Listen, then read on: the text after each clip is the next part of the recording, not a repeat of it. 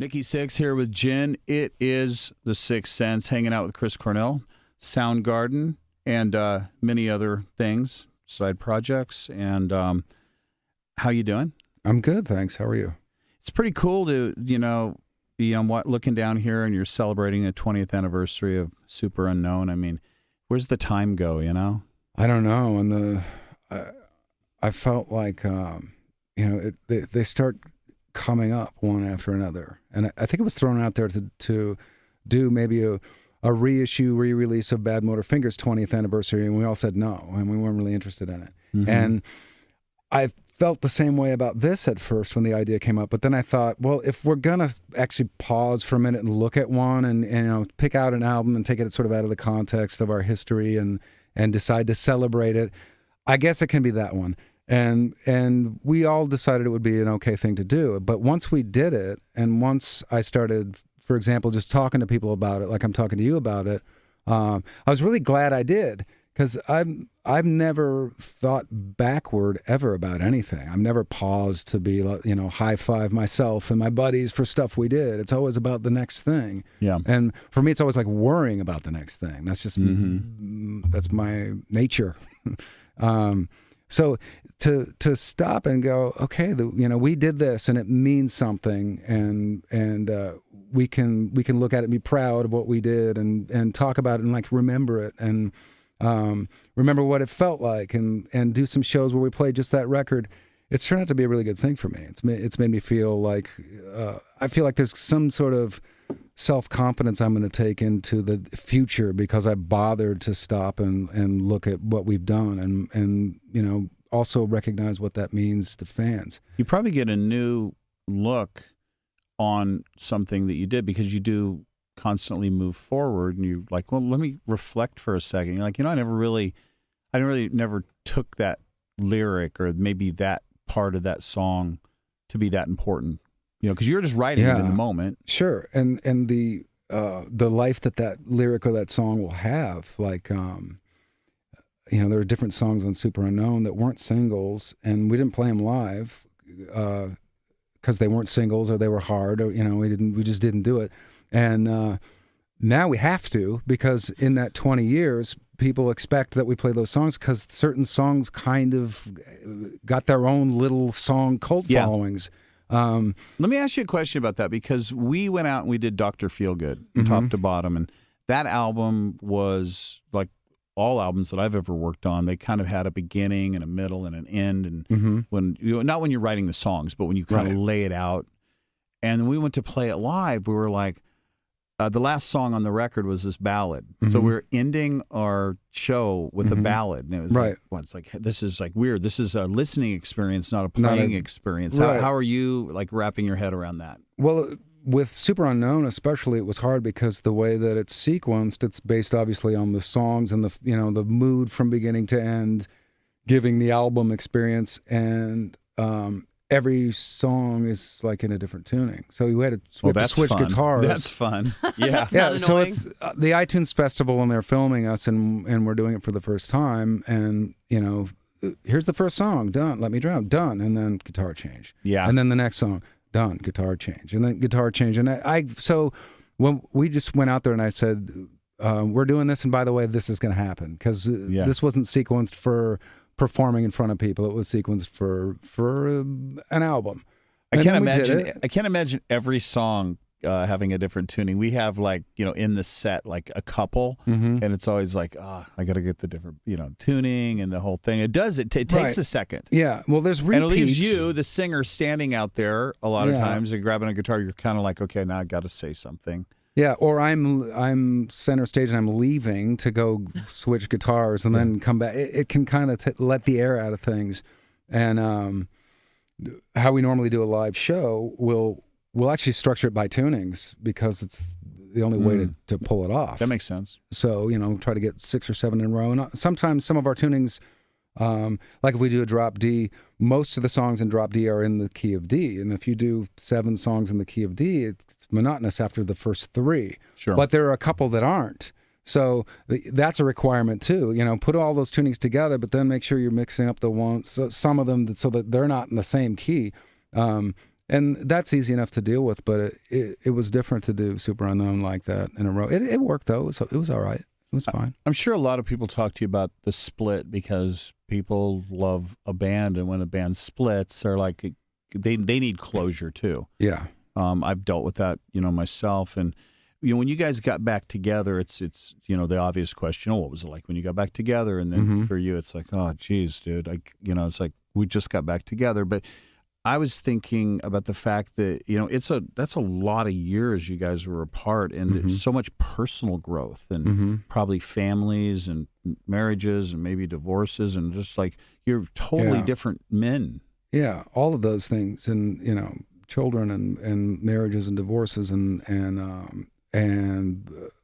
a lot of different musical projects of various genres, and I birthed and ended a whole different band that has its own life, and also a lot of time in the recording studio, a lot of time writing, and writing more experience on each guy's part too, where you might bring a whole fresh new feel to the band again. Well, I noticed there's a communication thing, but I also noticed that we all kind of knew how to get what we want in the studio immediately without fussing around or asking for help. It's like, I want the guitar to sound like this. I know how to do it now. I've been through this a million times. I know what everything does. I know what all the knobs do, and I know what all the amps do and all the mics do, and I know if this will work in the arrangement or not. All those things, like doing King Animal, which we just did. That was the biggest difference. It seemed really easy to get what we wanted, and during Super Unknown, that was actually the one thing that was hard, was working with a producer that didn't necessarily speak our language, and trying his own methods of getting the sounds the way that he thought might be interesting, which weren't, and we're just trying to get what we normally would want, which is to sound like who we are, and trying to demystify that, and now 20 years later, and with all of the different projects that we've all done, it seemed pretty easy. That wasn't part of it. You feel, as a singer, you've found a new voice, like you've done all these different projects, like you said, and you've been singing 20 years longer. You step up to the mic with those same guys. You've maybe more confidence. Maybe you've found things about your voice that you didn't know. I think there's other than being able to create what I hear in my head, which is easier. What I noticed that was interesting is that I write in a different way, and probably sing. I'm singing differently because I'm writing differently. But to go back and write and record a new album with Soundgarden, it was interesting to me how I don't write those lyrics for any other group or in the context of any other songwriting partnership, or even when I'm writing songs alone. The focus is whatever it is in my brain that I think Soundgarden should sound like, and it's unlike any other thing that I write ever. That's an interesting concept, because you're saying this is this band, these are these people, and this is what I feel needs to be said in this context. Yeah, and how I respond to it. If Matt brings in I think I wrote to his music. That was the first thing we did when we started the new album, and we recorded it in a rehearsal, and then I took it home and kind of edited it and wrote to it and sang to it, and suddenly there was Soundgarden there, and I sounded completely different on that than I had sounded on anything in the last decade or more, but it was naturally and immediately Soundgarden, and it didn't require like getting my head around it. It was that chemistry that just happens, and I think that's sort of the observation, is that band chemistry happens. You can try to mess with it or change it. That usually doesn't work, or it causes conflict. It doesn't create inspiration. You try to force it. Yeah, it's funny. You take one member of a band out. You could say it. Maybe the least important member of a band.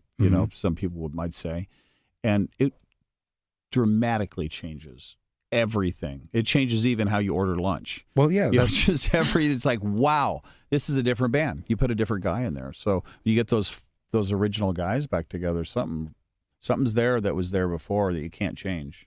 Yeah, and there was also kind of a playing the songs in a room, because there were a few of those songs, a few older songs that I'd played with other people since then on a stage, and have forgotten the difference, and the difference is huge. And there was this ingredient that I remember I used to think about.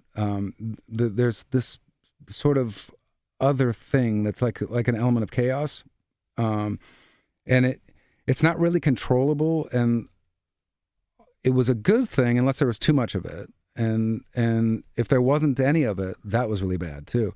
But I remember thinking about that, and that was immediately there in the room again, except that it was there kind of in a way that was measurable, and in a way that it never went away, and it didn't seem to be too much. Like whatever that is, something about a dozen years created a maturity where it's in the right place, whatever that ghost in the machine is. It's sort of doing its thing in a way that works all the time instead of what used to be sometimes.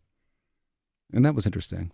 Had to be a ridiculous amount of work and probably fun to find all these demos and B-sides and rehearsal tapes. Yeah, so some of it's nostalgic, and some of it can be embarrassing, and yeah, especially the rehearsal tape part. Yeah, it's like, well, it's not really recorded that good, but there's something magic that's happening here. Yeah, or incomplete things, or that I can almost even remember. I remember when we were doing this, and I was in a super shitty mood, and I might not remember why, but I remember this wasn't a good day. I can hear it, and then listening to demos where. Thinking about, okay, this is the record that sold millions, and there's going to be a lot of people that hear this demo now, but they're going to hear it with an acceptance, because the song it's on a popular record, or it was a hit at radio or whatever it is. But listening to the demo, I hear that moment when I was the only one that had ever heard it, and I'm sitting in a room by myself and like sort of mixing a demo to play the other guys in the band, and I'm the only human being that's ever heard it, and I still remember that feeling of, God, I hope they like it, or they're gonna think this is stupid. It's also fun for the fans to hear the growth. I've got the demos from the first Van Halen album, and then first Van Halen album is for me one of their best moments, shining moments, and groundbreaking moments. And to hear those demos, and some of them didn't change at all, but other ones you could tell where they just really went in and took it to the next level, figured it out. Yeah. So that's like a lot of fun for fans. I always felt demos, at least in my experience, has been a great opportunity for people not to be overthinkers. Once it's like, okay, we're making the record, it's like, oh God, okay, wait, I gotta make sure that chorus is really great. Where when you're doing the demo, it's like, I think this chorus is great, let's just record it, right? And that's when you capture it. Yeah, our version of demos is either something we're arranging, and then trying to figure out that exact thing, like, does this work or not? Sometimes even if you're in the room playing it, you can't tell as well as if you're listening to it. Yep. And then the other version was, I have an idea and I feel like to explain it in a rehearsal, it's going to take too long and everyone's going to lose interest, and I'm not going to get the idea across, because there are aspects about it that kind of need to be heard. So I would just do it at home and be done with it. And then, okay, now I can play it and they'll understand what my idea is. And then they can say, we hate it, you're stupid. Or they can say, this is awesome, let's try it. Or any of those things in between. What a great thing that bands actually do that. They're like, hey, actually, this is a stupid idea. And you're able to go, all right, I trust you enough to believe to believe you. Yeah, nowadays I remember going through DAT tapes of demos I did alone and just seeing what's in there, and maybe there's something that's worth reworking. And I remember going through 5 or 6 songs that the band kind of vetoed, nicely, but vetoed, and thinking one after another, listening to them in a row, thinking, thank God, thank God. And I do think it's important. I think you probably won't write or even try to arrange some songs because you're projecting what your bandmates are going to think about it or do with it. And I don't think that's bad either. Yeah, they're all doing the same thing with you too. You know? It's a good part and the bad part about being in a band. I think it's that struggle. I wanted to know if there was ever a song that you put out there that you were insulted if they shot down. I mean, you're talking about 4 or 5. I mean, I can't imagine a whole band going, nope, hate it, nope, hate it, nope, hate it. Was there ever one that you put out there that you were like, I really love this one. God, I hope they like it. And they were like, oh. No, not really. I mean, I think I was probably disappointed in the moment. What if you tried to rework it now? Do you think if maybe it would there work? was never a song that I was sure about that got shot down ever. Okay. And the ones that got shot down were always ones that I was kind of uneven about. And one like there's one that's on Super Unknown, like Suicide. The original version that I did of that song was different, and I don't remember what it was that was different about it. But that was one where, in the back of my mind, I knew there was something to it, and it didn't go over in the rehearsal when I played it for them. But I kind of could tell why. And I think we discussed it a little bit there. And I went home and kind of reworked it and changed it. And then, everybody loved it. But I knew in the back of my mind that there's something to this. I'm not going to let this go. And then I also remember one song years before that I demoed and it got vetoed. And I think Kim didn't like it. And then maybe 5 or 6 years later, I get this phone call kind of in the middle of the night. And he leaves a message on my answering machine. And it's like, yeah, Chris, it's Kim. I was just going through some tapes and I found that one song, and he said the title of it, and he said, it's really great. We should have done that one. And there's like vindication in there too. It's like, God, I wasn't insane. There was something about it. There was something about it. And now, to have him recognize that all those years later, also feels really great. Like because he's someone whose opinion I respect, and he's actually bothering to say something like that 5 years later or 6 years later. I really enjoyed the Guitar Center sessions because I got to see that interaction with you guys. Mm-hmm. I've listened to your music, I've seen you live, but I never saw that. Mm-hmm. I thought that was a really, intimate, cool experience. Did you have fun doing that? Yeah, I think some of those things can kind of on paper to me always seem weird, but I feel like it can work for us, and I'm not sure why it is, but sometimes those things when I watch them can feel sterile, and I feel like the band is sort of phoning it in, and that's what I would project to it. But then when we're doing it, for us, it seems all right, and I almost feel like because it's so outside of what we would normally think of ourselves as doing. And I think the first time that ever happened was there was a record store cantina next to CBGB's. It was just like a little record store right next door. And we played CBGB's one night, and don't ask me why, we agreed to play the record store at 11 a.m. the next day. And someone talked us into it, I'm sure. So we're there, and it's 11 a.m., and there's just people walking around buying records and looking at stuff. And they put these tiny little amps up on this kind of overlook above in the store, and I was just terrified. I thought, this is wrong. It's weird. It's wrong. This is not us. Bottom here. And then we turned on everything. They were little amps, so we just turned everything up as high as it would go and started playing. And it was so weird that it was awesome. And it felt awesome. And it felt like this is some weird, crazy thing that's never happened before. And we got to be more open to doing stuff like this. Right. When it doesn't necessarily seem like it's going to work, that might be the moment where you go after it for real. Yeah. And our reaction, I think, was we were so intimidated by being in this weird environment that we were just kind of fierce. And then it became a spectacle. And people talked about it for a long time. And I've noticed that with Soundgarden over the years, that in some of the environments where I think it will be strange and kind of inappropriate, it becomes something that I didn't expect. And I think that was one of them, the Guitar Center thing. I feel like the record store thing, you painted a picture like there was no one there because it was 11 a.m. Was there No, there was people there, but they weren't. Crowd? They weren't there to see us. They were there to buy records. Did they eventually have the moment where they turned and they were like, "Oh, I like this"? That happened, right? They were there buying ABBA records, and then they're like, "Wait, what?" They're like literally, I could tell this is not Soundgarden fans that come because they're not going to get up at 11. They saw us play last night. Anyway. They're busy sleeping. Yeah. But that was also maybe what was cool about it was that it wasn't our audience, and yet they stopped everything they were doing and watched it and was kind of jaw-dropping, and it was a weird spectacle. It was a strange moment. And I think there was an essence of danger to it because it was unusual. And anytime that rock can have that in a genuine way, that's when it really works its best. That's what it's for. That's what rock always was to me. So those moments where that all comes together and it actually is right, and you didn't expect it, you know. I always grew up with these bands, or I did grow up with these bands, you know, that it was walls of amps and these sound systems and great shows, and whenever I get to see any of those bands, whether they're friends of mine or in any kind of an environment that's stripped down, I remember that at our core, we really are only who we are in rehearsal. Mm-hmm. You know, forget the lights and whatever else you bring. It's like that. That's it. Yeah.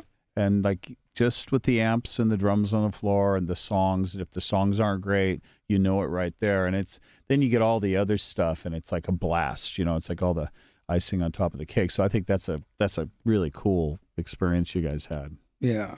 Well, when Pink Floyd reformed, and Pink Floyd became a live experience that kind of had very little to do with whoever's playing music on the stage, kind of. It's like, okay, they're playing up there, but let's watch the lasers. You know, I mean, it became something else. But when they reformed for the one televised show, it was just these guys on stage playing their songs, and there was nothing added to it. And it was an amazing moment for me to sit and watch that and listen to that. And it's what you're saying. It's like I'm just hearing these guys play these songs simply with a guitar, bass, and drums. And I feel that way with you too. Mm-hmm. I know at the core, like just those guys in a rehearsal room have got that magic. Yeah. But whenever I've gone to see them, I'm like, you know, they got the songs. I'm blown away by the production. It's like unbelievable production. But I like that, like simple it up a little bit. Yeah. I also felt that way about kind of in the reverse was when we toured with Guns N' Roses. I think it was 1992, but even by 1992, they had like more than one keyboard player, which wasn't even in the original band. They had backup singers, and they had a lot of this stuff. And I'd seen them here in LA in a club playing in front of a few hundred people not that long before that. And the difference, it worked, absolutely worked at a soccer stadium. And, you know, you had like 70,000 people singing the songs, and it worked. But it wasn't the same thing as, like, they weren't badass like they were when it was just these five guys on a stage in a club. And it didn't, I always felt like that's an example of you can go do that and feel that, but reel it in sometimes too. You know, and I bring think it that's back the key. to the core. Reel it in sometimes. Yeah. Like, go ahead and push the envelope. You know, music's obviously changed so much. The 12 years you guys weren't together, it's continuing to change and always change. Is there anything out there right now that's like really, you know, got your interest? I really like the Death Grips, who they're going out with us, Soundgarden and 9 Inch Nails for our summer tour, and I just had to write that down. It's very different. Good. Their live show is very different than the record. The record, a lot of the drums or percussion it sounds programmed. Mm-hmm. But there's a lot going on. There's a lot of samples, a lot of loops. It's kind of loop based. Mm-hmm. But live, it's different and it's pretty crazy. And the drummer is he's a phenomenal drummer, and he's kind of essentially assaulting these programs that he made. And it's just like this attack on the rhythm. But it's definitely something. It's an approach to it that I haven't heard. It's loop based programmed music, and yet one of the things that's the most exciting about it is this guy beating the shit out of it live in an analog way, and how interesting that can be. And their records are definitely, to me, an amazing combination of that world of chopping up, the dragging and dropping version of making records now, and that like old school kind of post-punk indie approach to making records, where anything goes and no one seems concerned about. You can use it to sonic enhance quality. Yeah, I think you can do anything you want. I think that's what's amazing about digital technology. I think the purest aspect of anything is super annoying, and from any angle to me. And whether it's being an analog purist or whether it's being, everything is going to be caught up in a computer and everything is going to be something I stole from somewhere else. I don't really like either of those. I like when it's interesting, when it's an unpredictable mix of anything and everything. You're not really sure what that next thing is going to be and how someone is going to mix it. Well, that's what we do as musicians, right? You say, I like this blues influence, and I like this punk rock influence, and I like this weird pop influence, and next thing you know, you've got something original. Thing. Yeah, it's a new thing. You can't just, you can, of course, you can do anything you want, but in the sense, I agree with you there. Yeah. So what do you, that's a cool tour. You guys, let me ask that question again so I don't sound completely like I have no brain. This is a really cool tour coming up with Nine Inch Nails. I've never pictured you guys together. Sometimes you see bands, you go, well, why not? Why did this never happen before? Well, obviously you guys weren't around for a while, but it's a nice fit. The idea came up, I don't know whose it was, but it was one of those kind of via email. And as soon as I read it, it's like, oh yeah, that's a great idea. And everyone else subsequently seemed to have the same response. I didn't hear one negative thing about the idea. And that was before anyone knew about it. We were just trying to make it happen. You guys are different enough, yet there's some common ground there. Yeah, I think that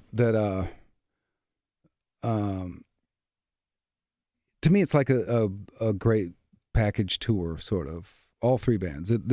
I think from the beginning of the show to the end of the show, you're not just getting a group that makes sense of bands that you would expect to hear together. So, say if you're a Nine Inch Nails fan and you come and see all three bands, maybe you're going to be turned on to something that you weren't otherwise. And the same thing goes for a Soundgarden fan or a Death Grips fan or whatever. Yeah. And my hope kind of is that it'll be one of those tours where people will talk about it. Like, I remember back in 2014, that the Soundgarden In tour. They don't make tours like that.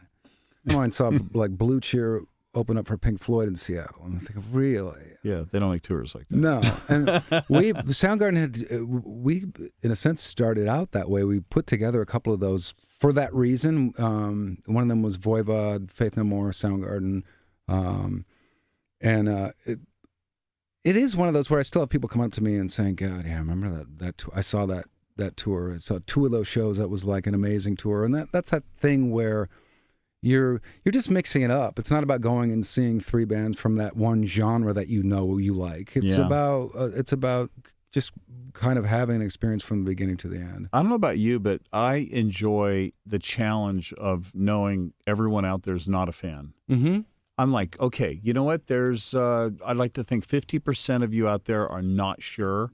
So right. I want to, at the end of this show, I want it to be 100%. That's sure.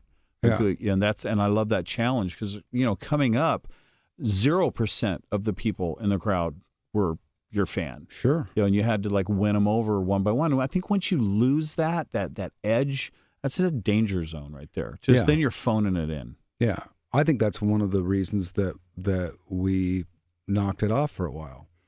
I think transitioning into hockey arenas, being the Cindy band, that it took us a long time to be in a position where we're playing hockey arenas. But I think by the time we got there, was it hard on you? It was weird. It was just it felt like, okay, when we were doing big theaters, it sounded awesome. We played at night, this all made sense. And then we went through this period of playing sort of outdoor festivals kind of in the daytime, which was tough to get over, but it worked. We figured it out, and then it became awesome. It became exciting. But then, getting into these arenas that don't sound very good, and they're not really made for music, and also, it's maybe representing something to us that makes us uncomfortable in a way that shouldn't, but we're at the age where we're still thinking about that. Mm-hmm. Well, why didn't you go backwards? Why couldn't you stop and say, you know what, we're uncomfortable with this. I don't want to do this. This isn't who we are. I think in some ways we kind of did, but that also felt weird too. Yeah. I think there's a conflict in the middle of that, and I'm not sure what it is. I mean, the demand is there to see. So do 3 band. shows in a row as Well, that's what I opposed was to gonna one say. big one. You could do 14 shows in Yeah. every theater. I think you mix it up. When we did the Guns N' Roses tour, we were playing like Joe Robbie Stadium, and then because they only played like 2 times a week, we would squeeze in one headlining show in front of 1,000 people. So we go from like 42,000 people to 1,000 people, and I remember thinking those are both equally pretty incredible. Yeah. Did you feel like you went in I don't know, with me and big crowds, I get absolutely terrified. So I kind of go into myself, not to say that's what you do, but do you find yourself being more like into yourself when you're in front of that mass amount of people and more comfortable in front of the smaller crowds? Or was it just, it doesn't matter, at least I'm playing, I'm in front of people, it doesn't matter how many? Well, in that instance, it was, the audience is pretty far away from the stage, and they're not really, they weren't ours at all. Yeah. So those are like fuck you shows kind of for us. They're allowing us, they brought us out on tour essentially so we could do that. So we could go out on this giant stage and say, fuck you. And then the 1,000-seater is us with our fans going, yeah, we said fuck you, and the fans, we know something they don't either. And then it kind of comes around where you start seeing these moments where we're coming out with that attitude, but there's like guys in this huge stadium that are in the middle of a Guns N' Roses audience that are holding up a Soundgarden banner, and that started happening after a few weeks of doing it. And that started to shift. It felt really good. It felt like almost what you're describing. Like we're kind of winning some of these guys over. And I think the point of mixing it up, the point of allowing yourself to do both is important. I think I kind of took you as a private guy, more of somebody that would feel better in front of that 1,000 people 3 times in a row, as opposed to that giant crowd. I guess that's kind of what I'm getting at is. But you're saying you did fuck you shows, so at the same time, it's kind of like awesome. It makes perfect sense to what I'm Sometimes assuming. the bigger too. the crowd, the less connected you feel. Right. It can be kind of as opposed to a group of people and faces you recognize or personalities that come across in a small environment. A giant crowd becomes kind of just one thing. Yeah. And this is the giant one thing you're playing in front of, and that one thing seems to have a mood. And you're kind of either trying to swing it one way or the other, or you're swinging with it. But I know what you're saying. I think for me, I've always noticed, and this isn't just with me, that you could be playing in front of 75,000 people, and it's about that. There's one famous guy that I admire that I see standing on the side of the stage, and I'm just fucking nervous about that guy. Right. And I'm not thinking about the 80,000 people. I'm thinking about that dude is watching. I hate that guy on the side of the stage. Yeah. Always. I'm like, God, he just heard me drop a note. Yeah. and you're playing for that one guy because it's suddenly important to you. We did a theater show outside of London. I think it was Wolverhampton, and I'd heard that Robert Plant was going to come, and then he didn't, and he wasn't there. And you're like, thank God. And I was so happy. Yeah. And then we're in the middle, and it's not going that great. We're having kind of not a great night. And I could see through one of the open doors into the hallway of the theater, his moppy head coming down the stairs, and he was coming in sort of through the sides to watch on the side of the stage. And I was like, oh, fuck. Robert Plant's here. And then I'm like super self-conscious the rest of the show. And it's one of those things that's like what we focus on is kind of what anyone would. It doesn't matter if it's 80,000. You're still sort of thinking about your grandma's there. And I just said, fuck. Did it get better when he got there? Mm-mm. It stayed the course. It's not going to get better when you're a singer and Robert Plant's in the audience. Yeah, and there's not no way feeling good about it. You're trying to turn it around. Yeah, I don't care how good, Chris, you're like one of the greatest singers out there, but you got a guy like that, and you're like, oh man, yeah, and great. Unless it's like an epic moment, it's being self-conscious. Who continues to influence you? Who do you keep in the back of your head? I don't know. Like for me, it's sort of a mixed bag. It's all the time. It's. Are you updating the list? I think the list moves around and it goes forward and backward. And, depends on what I just listened to. But I always thought of myself as being someone that's kind of trying to find the right voice for the song. Do you influence yourself? Probably, yeah. That almost might be more of a technical thing. Like, if it's a new song that's difficult to sing, I'm thinking about, well, how did I do it last time? Or how did I do it 10 years ago? Or something like that. But I think there's also, like if there's something musical, if there's a part of an arrangement that I realize is something that I tend to do, that can make me feel good about it. Like, okay, this is something I tend to do, but that's good. That means I have a style. Another thing. Yeah. So I left Seattle, went to high school up there in late 70s. I didn't feel like there was any teeth musically happening there at that time.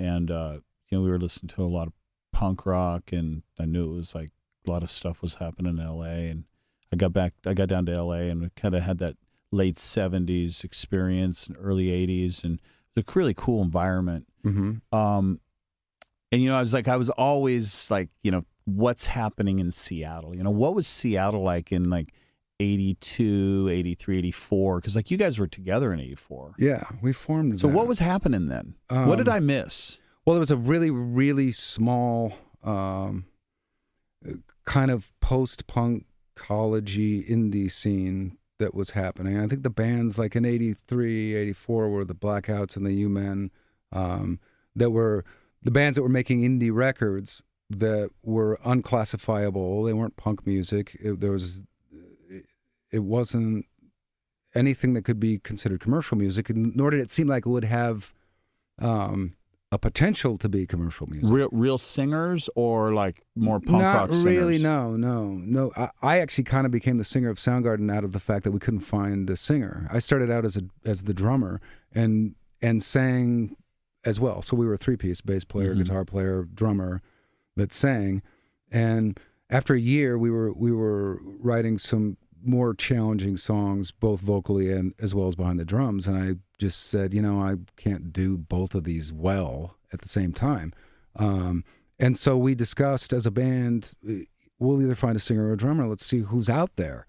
And there weren't any singers, which is weird because it seemed like 8 years after that, there were these amazing singers everywhere in Seattle, but there weren't any. And, but there was I think there was this attitude that was almost kind of like we're never going to be taken seriously, so let's just do whatever we want.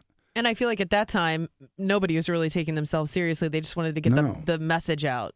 Yeah, I think it was more of a let's have fun in a band doing whatever we want and experiment with what we think this can be or what we want it to be. It was like invent your own band, because that awesome band that you love, that you wish would ask you to join, is never going to come through here and ask you to join. So you got to invent your own thing, and that's kind of the scene that was there when we started out.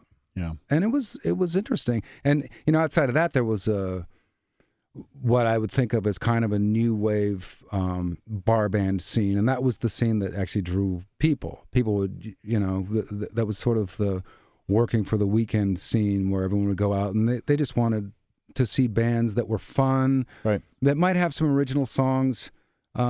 This was bands like the Cowboys and the Heats that had their own original songs that were sing-alongable, and they were sort of the party. It was that was really what was selling drinks in Seattle. It wasn't the scene that we were in. Our audience essentially was about 5 or 6 other bands, and just some people from the art scene and kind of the college radio scene. That was it. And over the years it incubated into something else. But I think what was powerful about Seattle was that for that period of 6 or 8 years, there was never any thought of anyone outside of there giving a shit about it. And so there were no like starry-eyed thoughts of anything. We were just trying to find some indie label that would actually put out our songs, because we had a lot, and they were becoming more and more and more. And I remember stressing out on that, thinking, wow, we got a Like our last generation material has not been heard by anyone, and we're moving forward. What are we going to do? It's like our first record has to be a double album. Exactly. It's like we got to get on this. So, last question for you: What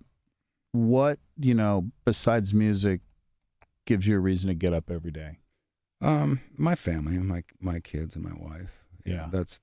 They're who I get up to, and when I think back, like 13, 14 years ago, I didn't want to get up. I didn't want to get out of bed. Particularly the period after Soundgarden was finished. I was in a really dark place. It was super hard, every day. And now, all of that, thank God, is over. And my lifestyle is different, and everything about my life is different. And, I changed virtually everything you can change. In fact, Soundgarden is the only thing in my life now that was ever in it before, which is a great thing. It's great to be who I am now and still have this part of what I feel like is part of my soul there. That's great. But everything else is different.